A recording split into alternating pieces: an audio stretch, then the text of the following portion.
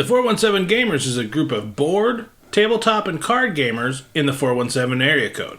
This is the podcast.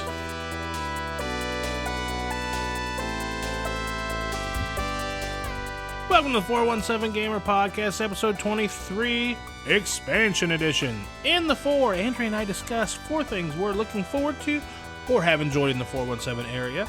The Everclear Marcy Playground concert that'll take place at the Ozark and Power Fairgrounds. The Imagine Dragons concert that'll be at Thunder Ridge Arena. Don McMillam came to the Blue Room. We'll have our thoughts on that. And then House of the Dragon on HBO. Are we enjoying it? Yeah.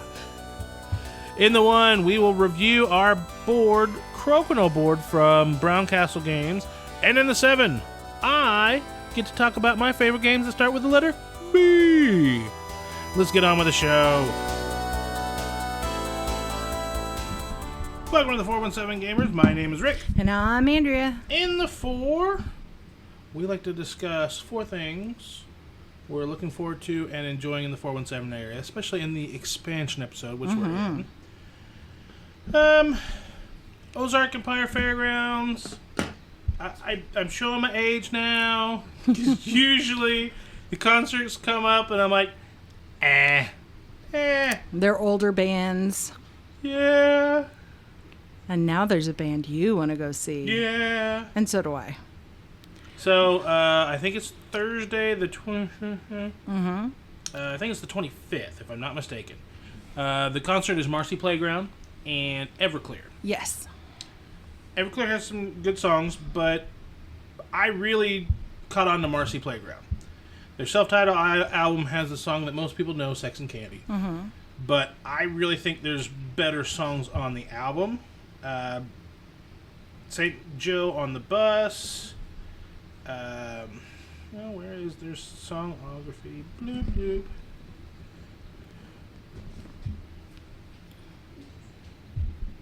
Sherry Fraser's a decent little song.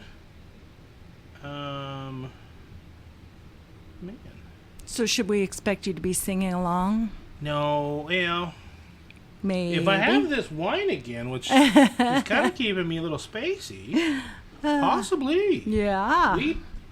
I made ratatouille tonight, which was pretty good. It was. And at Costco, they had Lagosia Etomoroso Berry Fizz, a semi-sweet wine that they say you should serve chilled.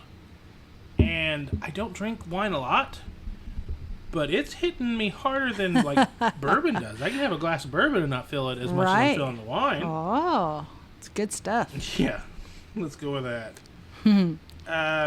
So I have their self-titled album, Marcy Playground. The Vampires in New York I really like. One More Suicide is a really good song. Opium is a haunting track. And it's one of those bands that I remember watching or listening to in my teens and early 20s that I honestly haven't listened to in a while, but when I saw them pop up, I'm like, ooh, I haven't seen them live. I want to see them. And you wonder if your member berries are stronger than... Well, we'll find out. Yeah, some bands, they still have it. And then their second album was Shapeshifter, which I really like quite a few songs on that track, or on that CD as well. America's Good, Sunday Mail, Wave Motion Gun, and then Leaving Wonderland in a Fit of Rage that was released in 2009. It was fine. It seemed like that it was them trying to explore on one side and recapture some of the first album on the other. Yeah. And I'll be interested to see if they play some of those songs or if they just stick to the hits that everybody knows. The popular ones, yeah. And then, Everclear's a popular band. A lot of people like them. I enjoy some of their songs. They're not anywhere near my tops, but they're in the package, and I will absolutely listen to them. Yeah. Andrea? Well, I am looking forward to going to see Imagine Dragons at the Thunder Ridge Amphitheater, which we've never been to before. We have not. It's down by near past Branson. Yeah. Which I used to know the little town that it's called. I remember when Garth Brooks came. Yeah. There was a huge, it was sold out, and they had problems getting people in and out, the cars. So we are going to make sure we go down extra early and get a good place to park and try and avoid that. Well, I don't think we're going to have any other problem, because after that, they have done significant infrastructure upgrades as far as the roads, the parking, the facility itself. I'm interested to how that's going to sound, and the acoustics. And you and Daniel love Imagine Dragons, and I like quite a few of their songs too. So it's going to be interesting on how it sounds in that amphitheater. It's an outdoor venue. And outdoor venues can be amazing, or they can be crap. Yeah. Well, we're about to find out. We are going to find out. One thing we've already enjoyed is a comedian named Don McMillam. We went to the Blue Room Tuesday, July. If you've ever watched Dry Bar Comedy on YouTube or some other specials and little clips, he is one of the comedians that does comedy via PowerPoint. And he was on America's Got Talent. He was. I don't watch that, so I don't know that part. I just know my algorithm is weird. I get board game videos. I get some political stuffs here and there. I get video game stuff. And then I get fail videos, kitty videos, and comedians. So Don McMillan popped up. We've seen several people at the Blue Room now. They've really brought in some great talent. Yes, the Blue Room's a good tight little venue. I've always enjoyed everything we've seen there. Yeah. I mean, Mick Foley was great there. Don McMillan was good there. And we've seen another comedian or two there that... Right now, the wine is making me not remember. That's and they had a special pop-in guest of Yakov Smirnoff. Yes, he helped open. He did, which he was not billed. He was just there, and he came up on stage, did a little set. It was a nice little surprise. It was a nice surprise. So if you're in the 417 area and you're having trepidations on if you go see something at the Blue Room, if you see a comedian and you're even on the fence, go see them. Absolutely. They're right underneath the parking garage. You walk like 30 to 40 steps. Yeah. If you take the elevator, if not, then you got another 60 stair steps to go with it. Right. So before we get out, we got a 4. What's the 4th? I am enjoying currently watching House of the Dragon. Yeah. Yeah. It started slow. It did. It started slow, and then it really picked up, and then we had another slow episode. And there's a lot of online banter about how they need to get it together because they're going to lose viewers with these slow, drama-filled episodes instead of the episodes filled with action and dragon aerial battles. As long as the next one is action. I mean, that's how 24 did it all through the 90s and 2000s. Yeah. Jack Bauer would blow crap up one episode, and then the next episode, people would argue on who the bad guy was and if Jack Bauer could be trusted or Jack Bauer's friend could be trusted, and the clock would tick boop, boop, boop, boop. And at the very end of the episode, like something would start coming ominously, and you're like, oh, what's going to happen? Tune in next week. Right. And that's kind of how House of the Dragon's been... How they've been doing it, yeah. You get one episode, lots of action, or enough action to be like, oh. And then the next episode is like, there's a lot of talking. It's true. I don't even care for half of these people. What are we talking about? Well, the one thing I would say to the people online who've been saying that the episodes that are drama-based are dragging... and too slow paced, I would say... You're right. Did you read the books? No. Because the books are slow and drama filled and lots of talking.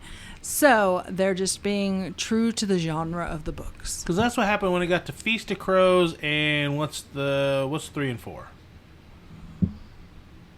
The Storm of Swords was really good. Game of Thrones was really good, but then 3 and 4, when they split the story, there were like 2 characters I cared about in each one of the books, and then there were 2 characters I didn't care about. And it felt like at times The characters I didn't care about had the longer chapters. I'm like, oh, how long is this chapter?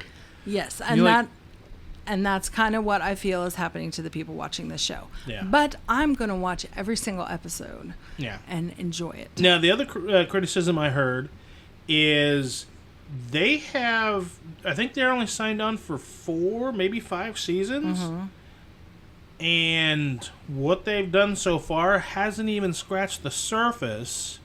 And how are they going to, tie it all up? Right. Or are they going to try and push this to 7 seasons and just tell everybody it's 5? We'll find out.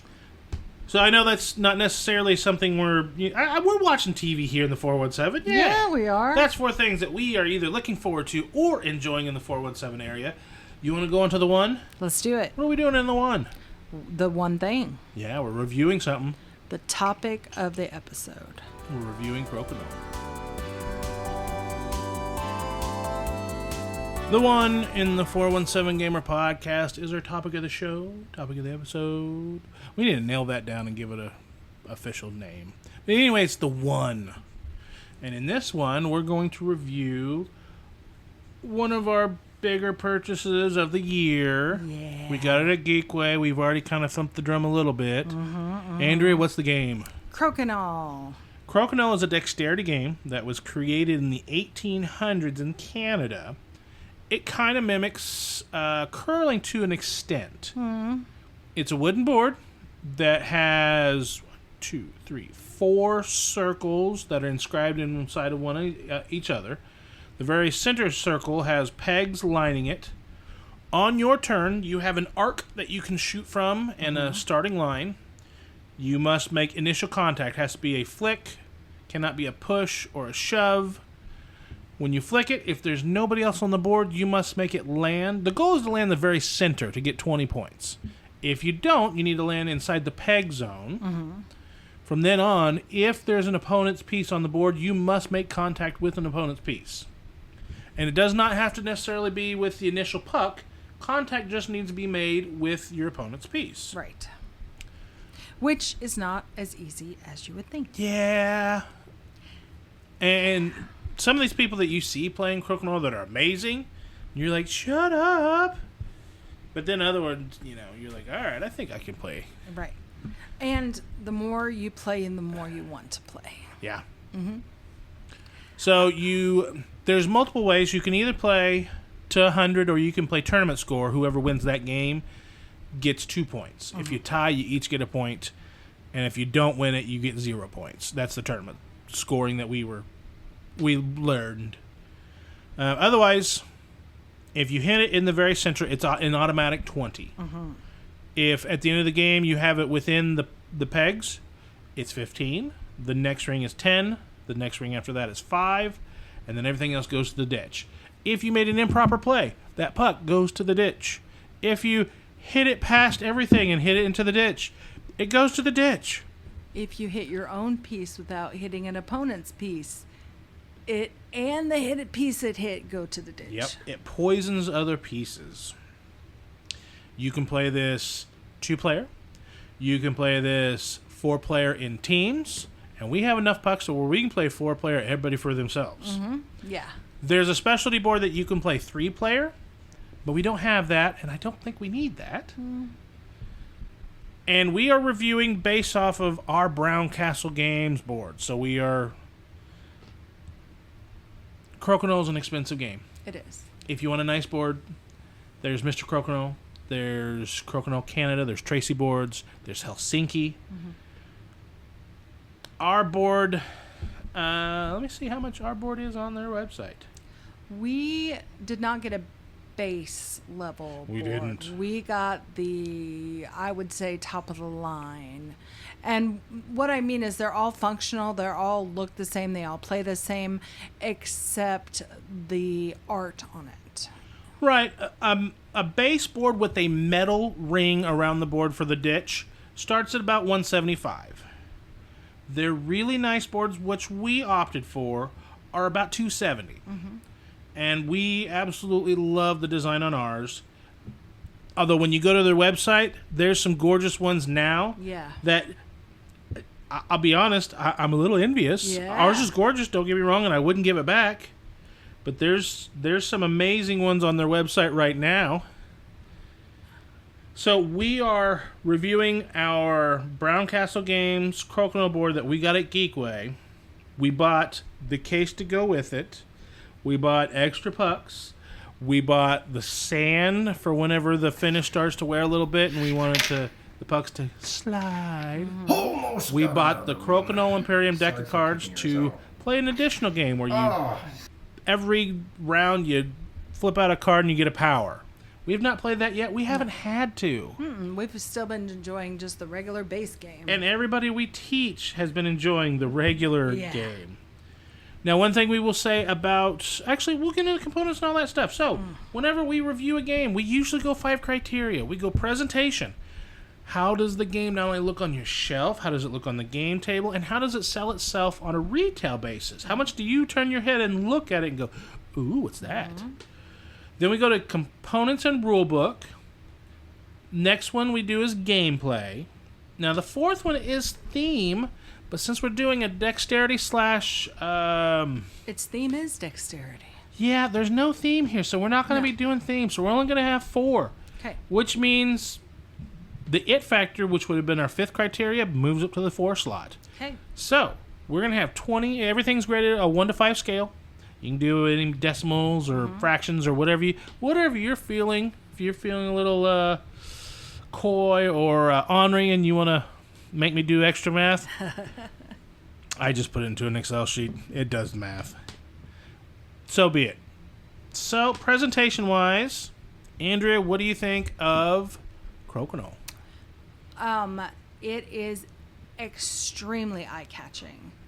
Very much so, especially the boards with the art on them. Yeah. It's have you seen those videos where they pour different colored melted icing over a cake, or they The mirror finish icing? Yeah. They have that kind of finish on them, swirls and sparkles, and so yeah, the eye catch factor 5 out of 5. As a matter of fact, when I taught this at Moon City, everyone that walked by stopped who didn't already know what it was and said, oh, and people who did know what it was were like, oh my God, that's beautiful. Yeah. Yeah. It's one of those point of pride gamer things that you have in your collection when people are like, ooh, and you're like, I know. You feel like the girl with the prettiest dress? Like, You do. It's pretty. It's really pretty. Or the guy with the highest lifted truck. It's big. So presentation, you're out of 5. Yeah, I'm going to go 5 too.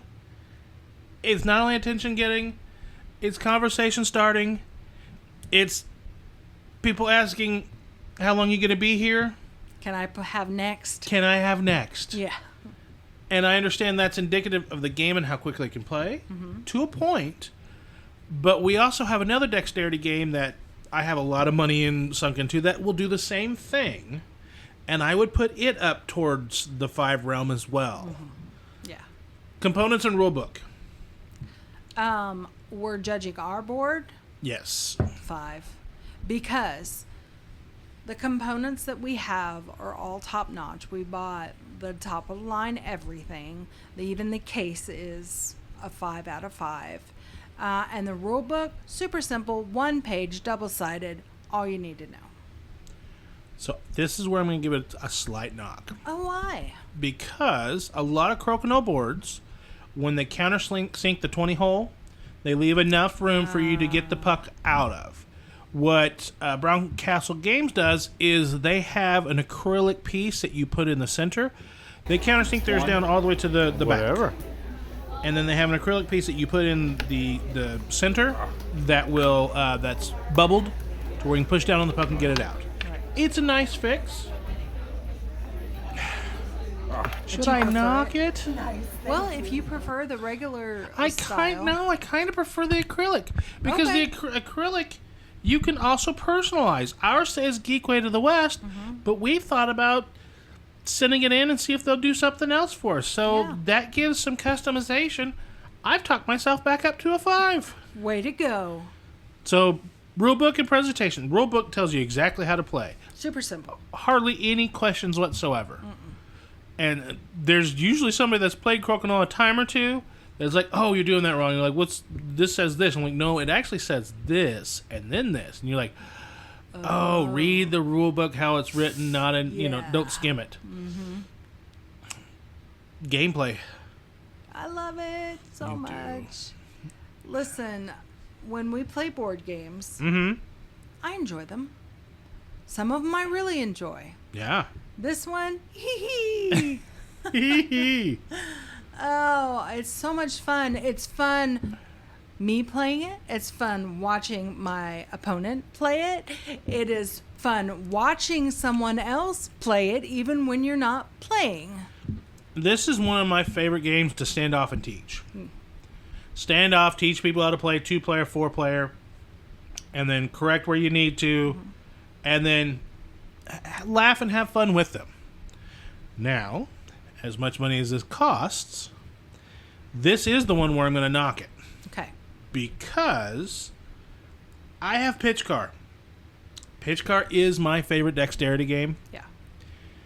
Now, the amount of money that you put into Crokinole or what we put into our board, I have a little bit more into Pitch Car. Actually, if you include the storage, I have quite a bit more into Pitch Car. But in just the game itself, I have a little bit more. I would pick Pitch Car over this. Okay. I love Pitch Car. I love making the tracks. I love teaching the game. I love running the tournaments. Yeah. I like playing. It's another dexterity game, and I'm not amazing at dexterity games. I can do a couple things here. It's like the club pro golfer guy. He's really good on that course. Yeah. But if he went out to like a tournament, Right. So like when I get out my Pitch Car, I can make a couple shots, and they're like, ooh. But when people that have played a crap ton of Pitch Car come out, they'll kick my butt, like pretty good. Yeah. So on this one, I'm at a 4.5 on gameplay. All right. Where are you on gameplay? 5. You're at a 5. Because I told you. You did tell me. Every facet of it. Like, there aren't a lot of board games that you can watch other people play and be like, yes! Yeah, it was a good one. Oh, did you see that? No, that's not going to happen. That's not going to happen. It factor, how much do you want to play this over all the games? Kind of looking at also the price point that it's at, too. Mm-hmm. Okay, so the price point is high. Yes. There are other games that I enjoy playing that we could get for cheaper, for sure. But that is the only knock against the game I have. Uh-huh. The only one. So I would say I want to play it right now. Like, even just talking about it, I want to play it. Right. But where would that money factor fit in if I wanted to go rush out and get it for myself? That would hold me back, that price point. So maybe 4.75. That's fair. For me, it's 4.5. Same things you just said, except for I'm also going to go with that money, what else could I buy? Right. Because we've been playing some other games lately that are, I don't know, it's on the lighter realm, but we've played a crap ton of Force Shuffle. We've played some Czar lately. We've been playing Fantasy Realms, Aquatica. So maybe I shouldn't talk so much and save some of this for episode 23 that's going to drop August 10th. But for the money that you drop on this Crokinole board, you could buy 4 or 5 other games. Not just 4 or 5. For the $270, you can get Fantasy Realms, Force Shuffle, Aquatica. You can get Scythe, Concordia. Mm-hmm. You can get like 5 to 6 big box games, or a crap ton of the small box games. Sure. So personally, for that reason, 4.5. 4.5. So that brings us to the 4 categories that we're going to judge on a dexterity or a abstract strategies are going to be that way too. Mm-hmm. Yeah. If we come back and look at a game like Czar, we really like Czar from the Get Project. Me too. We will take out theme because there's not any, and it's you can't judge the game. That might actually push it higher because you don't have that. Yeah, that's true. So, presentation, we were both 5s. Component rulebook, we're both 5s. Gameplay, you're still at a 5. I'm slightly down at a 4.5. Right. It factor, you're at a 4 3/4. I'm at a 4.5. Which, Andrea, your final score, 98.75, which rounds up to a 99. Woo-woo! I'm at a 95, which is still pretty darn good. It sure is. BrownCastleGames.com. Go on there, buy your board, and if you go in the comments, tell them 417Gamer sent you. We love our board. We do. We hope you love yours too. And if you're in the 417 area, talk to Metagames or talk to Village Meeple, because we've showed off our board to them and kind of gave the contact infos that we have to them, and we're hoping they'll start carrying them. they might. Who knows? Could happen. Well, that was our 1 in the 417. What do we go to next? The 7. Yeah, the 7. 4, 1, 7. Last episode 22, we talked about your favorite game starting with B. You know what? Why don't we talk about mine? I think that's fair. All right.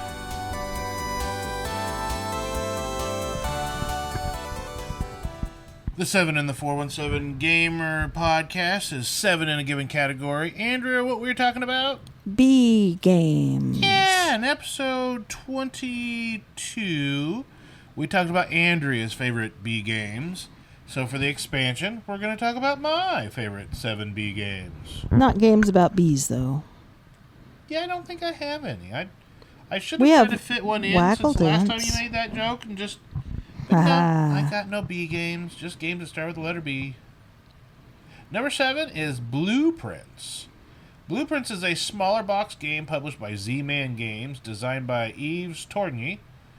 In Blueprints, you're drafting different dice to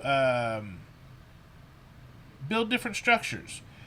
The dice have numbers and pips on them and indicate whenever you're building, you're discovering a blueprint. Each turn, you choose the dice and you place it in your building. You reveal your building and then tally points that you get. And there's awards for people that build the biggest, people that build buildings with all of one type of material.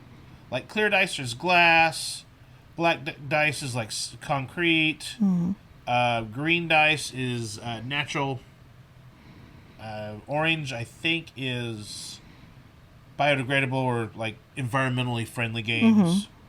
This came out in 2013. Fun little game. I need to get you to play this one. I was going to say, I don't remember this at all. No, this is a small box game that I picked up a while back. Those little bitty box games, they burn out, and I put them on the shelf to cool, and then I bring them back out later. Yeah. Like, do you remember, what is that? Avenue of the Kodama. Kokoro. We're flipping over the tiles, and you're drawing a little line through the worms and try and connect to the lion spirit. No. I'll bring that back out, too. Apparently, I need to. That's a flip and fill that, if you have played it, you don't remember it, because I played it when it was hot in the group and played the crap out of it, and then I noticed people were starting to cool, so I let it cool on the shelf, and it sounds like I need to bring that one back out, too. Yes. But my number 7 is Blueprints.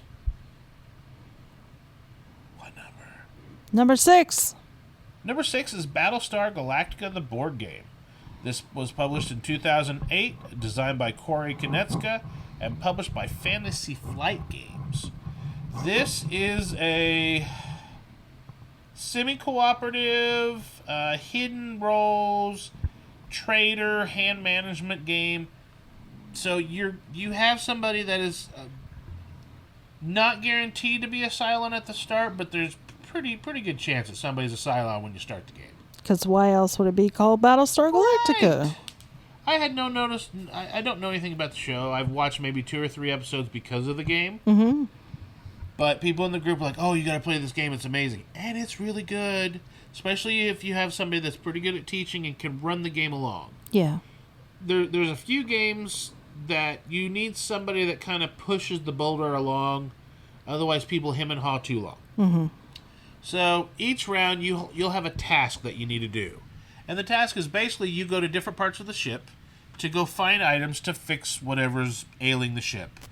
There's a hole in the hull, or there's a lack of food in the mess hall or something like that. Mm-hmm. So you go in the different rooms, you go find the appropriate cards, and when it's time, you submit the cards face down. And then whoever the first player of that round was takes cards, shuffles them, and then reveals. And there are helpful cards, there are cards that do nothing either way, and then there are cards that hurt. And if you fail too many missions, you lose. If the Cylons get to kill too many people, you lose. But if you can do all of the missions and then perform a jump to get out of wherever you were in space, you win. So it plays in... It's like a 2-hour game. Wow. You say wow, but if you like the people you're playing with... Sure. And you don't mind some shady business going on, and the social element of arguing back and forth of, I put that in there, no, I put the wrench in there, I was the one that fixed it. Right. Who put the fire in there? I didn't put the fire. I didn't even go in any rooms that had fire. How much is this like that online game with the little sus guys? Oh, Among Us? Yeah. Among Us is a cleaner, quicker version, I will give you that. But sometimes you don't want cleaner and quicker. You want something that takes 2 hours. There's some expansions for this. There's like the Pegasus expansion, and then there's I don't know. There's a couple expansions. One adds more stuff to do in the game to make things a little more interesting. Because the base game, while really fun, if you play it a bit in your group, especially if they love it and they want to play it quite over a bit, and over, yeah, it will feel samey. The missions, there's only so many missions that can pop out, and you're like, yeah, this is fun, let's go on to the next thing. But if you get the expansions, it keeps it fresh. So that was number 6. What are we on to now? Number 5. My number 5 is Battling Tops. Battling Tops was published in 1968. It has been published by many, many different companies. Arxon, Ideal, I Play Games, Mattel, Mark's Toys. Designed by A. Eddie Goldfarb. Battling Tops is a plastic arena with a plastic top where you twirl a string around the top, put it to the edge of the arena, and then everybody counts down. 3, 2, 1, pull. Your top goes spinning out into the arena, and whoever is the last top spinning in the arena gets a point. Which doesn't sound like you're just like, when you described this game to me for the first time, because I didn't know what it was. Yeah. I was like, yeah, that sounds kind of lame. And you know what? When you look at it, it looks kind of lame. You're just spinning some tops, but holy cow, this is a lot of fun. And this is Geekway to the West's fault that I like this so much. When I first started going, they were at the Westport Hotel, and Chris Darden ran Battling Tops, and kudos to him because he runs a great event. People would paint their faces or wear wrestling masks. Some people would come in full garb. And they now have a championship belt that somebody gets to wear each year. They do it upright, and we're working on building our group for it. You would think just spinning some little tops in a little arena just sounds like some old-timey, back in my day, we had tops. We with the jacks and the balls. But, man, this is fun because when you spin the top, you pull a little, it's like starting a lawnmower where you pull the cord and rip it. Yeah, but the little tops, when they spin out, they go so fast and they knock each other out of the arena, and sometimes they go shooting across the room. They're still spinning. Holy cow, it's so much fun. Everybody pulls, grips, rips, and then starts yelling at their top to be the last one standing. And you see people from ages 6 to 60 just screaming at their top, "Come on, Jumpa Jump, stay in there!" It's a good time. It was. I every time we play it, so much fun. That was number 5, so we're at... Number 4. My number 4 is Beyond the Sun, designed by Dennis K. Chan and published by Rio Grande Games. Beyond the Sun runs through the theme of Rio Grande making games that play really well, that don't necessarily look fantastic. This is a lot of cards. This is a lot of cards, and this is Flowchart the game. When you first start, you look at... it's a big tech tree. It is. It's a trek tree. That's what it is. So when you look at things, there are some cards you know what the tech is coming up and what you want to research for. And then you see some that are face down that nobody knows what tech is coming up yet. Mm-hmm. On your turn, you've got dice that are set to different values. You have people, you have boxes, you have ships. Whatever you place for different things, it requires different resources. Some require the ships, some require the people, some require the boxes. And in different combinations. So you have X amount of workers to go place out on the board to take the different actions. Sometimes you need to get more resources, so you need to get more boxes or ships or whatever. And then there's some different economies. There's like money and it's ore, but I think it has a different word for it. And then human resources, ships. But then the other time you go in there and you spend to get the technologies. And the one thing that you try to do more of is like the side quest of the game. There's a space exploration board that's maybe a quarter, or maybe even smaller than the game board, where it's got some little bitty planets, and everybody puts their little bitty ships to go around and explore these little planets to get some extra bonus points and stuff like that. And the couple times we've played it, one time you went heavy into that, and one time you didn't. I like this puzzle. I like the first one that gets to a tech. Either A, gets to flip it over and see what it is, or B, gets a little bonus for getting there first.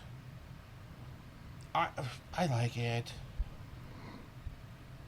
That was number 4, so we're at... Number 3. My number 3 is Battlelore, specifically Battlelore 2nd Edition.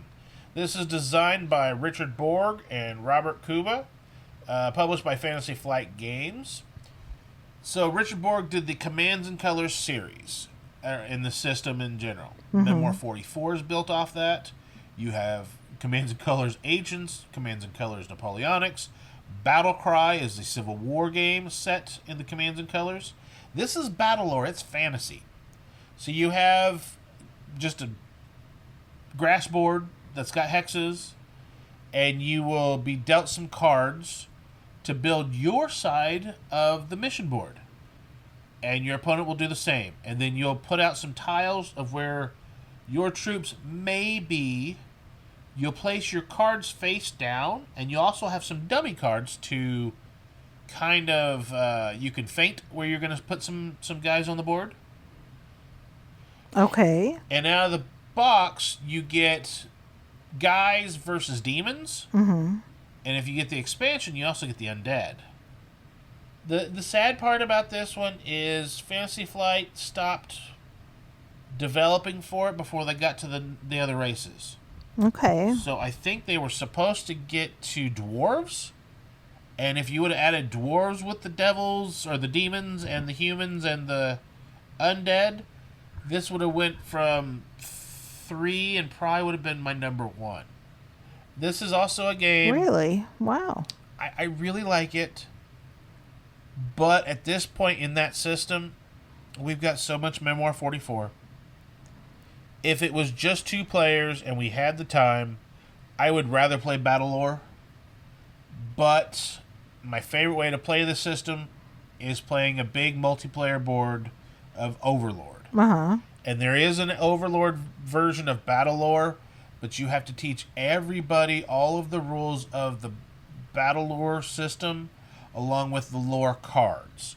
The lore cards is as you're playing, you'll get lore, which is kind of a magical element that allows you to play cards in your battle that'll like soup up characters, let you take an extra move, maybe make your opponent back off or draw them to you as whatever it is.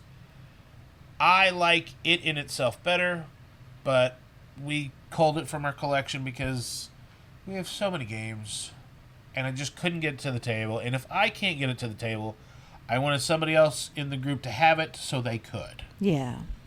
So that was number 3, which brings us to... Number 2. Number 2 is a game you haven't gotten to play yet, but I'm going to make you, or not make you. Is that a threat? Yeah, kind of. Brussels 1893. And the reason why I'd like you to play it, and I'm going to, you know what? I'll show it to you, I'll teach it to you, and I'll let you be like, no. Okay. And then I'll whine and see if I can get you to play it anyway. It's designed by Etnan Esperman and published by Z-Man Games. And I think they published a new version by Pearl Games. Mm-hmm. But Brussels 1893 is a worker placement game where you are a... A Brussels sprout? No. You're in Brussels, Belgium during the Art Nouveau movement, and you're trying to invest and help the art movement go along. So on your turn, you're trying to build your own Art Deco house. Mm-hmm. You're trying to decorate it with various furniture items, as well as investing in the artists. But you also need money. So you need some of the noble peoples in the area as well. And when you're building your Art Deco house, the base is the cheapest to make, then you have the second, and then you have the third top floor. When you're building it, if you can build it with proper goods, you get points and bonuses. But if you build it with joker goods or cheap goods, you at least got to build it for maybe end-of-game bonus points, but you don't get points. Nobody's impressed when you build it with improper materials. Sure. But, so, in the worker placement, there's a grid of tiles. You're not only putting down a worker, but you put money below your worker. Because you have to spend money to get into the arts anyway. But on the grid... there's also columns. So at the end of a round, whoever spent the most money in the column, there's bonus cards at the bottom. And you can use those bonus cards for end-of-game bonus scoring, or you can use them sometimes immediately for an effect. And the effect could be to get you more money, to maybe get you another worker, so on and so forth. And that's in the main grid board. And those get you resources, they let you build, they let you go buy furniture, let you sell a painting. They let you do various things. Or you can go to the city board. The city board is the dangerous board because you send your workers that are all in the art movement with you too. Are they getting mugged? Well, they get enamored with the city and you lose them. Oh. They go straight to jail. If they spent too much time at the stock market making you money, straight to jail. And it's only the person who put the most workers in the city, they lose. Really? One of their guys to the city. Okay. Everybody else, it's that hob and gut that I don't have to put in the least amount of guys. I just can't put in the most. Sure. I mean, even if you're tied for the most, you both lose one. Oh. And then there's also an area control on the board too. So there's multiple things you got to pay attention to. Your first game, I think if you just play it and you know that first game is going to be a little rough as far as you're not going to catch everything. Of course. I really, really like it for a worker placement game. Used to be in my top 3 games of all time. Is this an older game? It is, but that was my number 2, Brussels 1893. Which leads us to... Number 1! My number 1 is Bruges. This is my favorite Stefan Feld game. My copy is published by Z-Man Games, and I have the Cities on the Zwin expansion. It was re-implemented by Hamburg in the Queen's City Collection. Mm-hmm. But in Bruges, you are all making the 15th century town of Bruges. Basically, it's card management. You have these multi-use cards.